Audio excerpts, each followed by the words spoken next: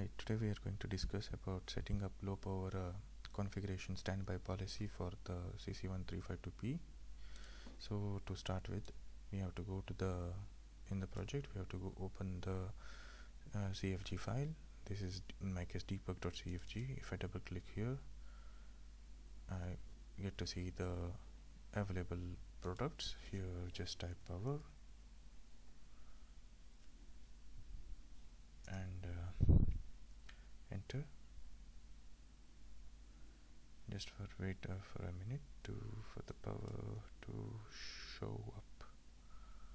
Yes, so we see some power configurations here. So here we have to start using it. Here in my case I'm already using it, so it is stop using power, but in your case it will be start using power if you are not using it.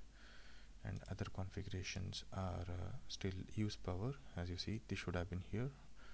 In my case I'm using this, but I'm not using this, so it is asking that if I click here I will start using it, but I won't use that, neither this nor any one of this. So I'm only using this configuration. So now it is stop using because I'm already using it, or else it will pop up as use power and you have to click use power. Once you click that, you're pretty much done. You have all the standby settings being imported to the idle function. Here you see a new function gets added in the idle, is these functions. So the idle function is responsible for calling the standby. So whenever there is when no task running, idle function will run and idle function will call the standby policies, and standby policies will take place depending upon the next scheduling time and or interrupts.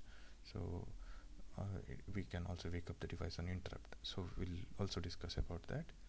And next, once you set up that, the important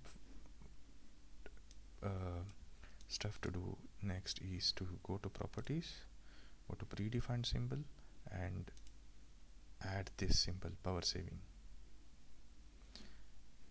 By clicking here you can add power saving. In my case it's already been added. And next you apply this, go to the stack, properties, you can add a power saving here in the stack libraries as well, so one for the project and one for the stack, so they use all power saving settings. And after that you're pretty much done. So important file to discuss is in the main, just add this line. This is optional, but it is good to add this line to make sure that power policies are enabled. In my case, in the most important file here is power CC13X2 dir.c, which contains all the power configurations, standby policy, and this is specifically found, you can see if I hover over it, it is in the SDK kernel dir.tos package didpl.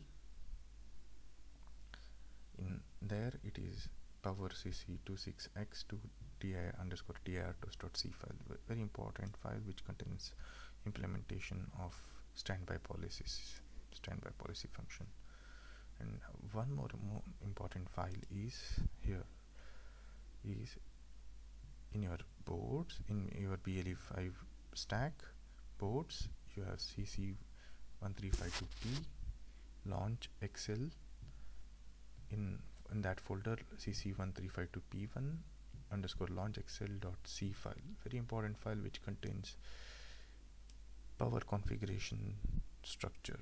And here the structure is initialized with standby policy, and we choose not to calibrate the oscillators, and by default the policies are enabled and the calibrations are turned off. So this is the power policy configuration structure, which is very important. In our case it is enabled by default. If it can be enabled, enable policy can be false by default. In that case we need to call the enable policy function here in the main for the power policies to take effect. And the now we need to add an external interrupt, and for the external interrupt we can use the board keys to demonstrate this. So if you open the board key.c file from the BLE application, we see these are the two board pins which are configured as input and pull up enabled, and we also see those pins are configured for the negative edge interrupt.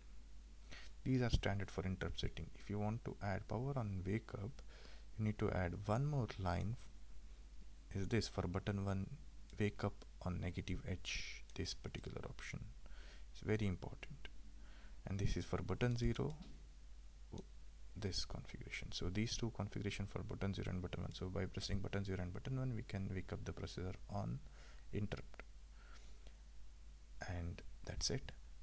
So adding these two makes any button or any IO pin has a wake up on interrupt.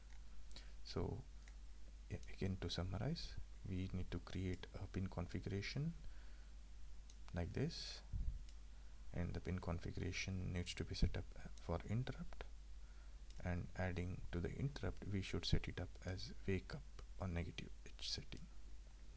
Once we do this, we are good to go. Whenever we get an interrupt, the processor wakes up and calls the callback function. Yeah, that's all folks for now.